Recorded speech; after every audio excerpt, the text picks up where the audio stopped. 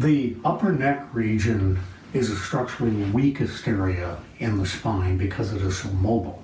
Most of the other spinal segments are locked together.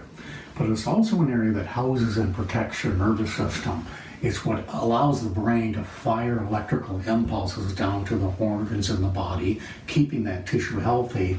And it also has a pathway where those signals can be sent back up to the brain to give it a status report. So generally speaking, if that cycle can be kept intact, that can keep the body very healthy. The challenge we run into is your head weighs 7 to 13 pounds.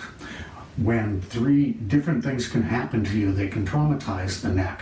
Most commonly is physical trauma, and that can be macro trauma, where you hit your head in a tree branch or tumble down the steps or get whiplashed.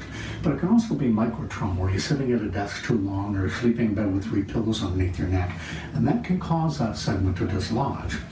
There's chemical trauma, which would be like food poisoning, overdoses of drugs, anything that tends to almost act like grabbing onto a bare electrical wire. And then there's emotional trauma. The head, again, weighing about 10 pounds. When you're under emotional stress, the muscles pulling down on the skull can make it 3 or 4 times its normal weight, making the neck very vulnerable towards dislodging. In the work that we do, we precisely take a look at the size and shape of the joints, determine exactly how the bones displace within millimeters, and then very precisely reposition the segments back in place. If we're lucky, we get somebody right after they've been traumatized. But oftentimes, by the time we see a patient, they've had 5 layers of injuries, and they've been trying to drug the problems to resolve them when the actual injury was never fixed.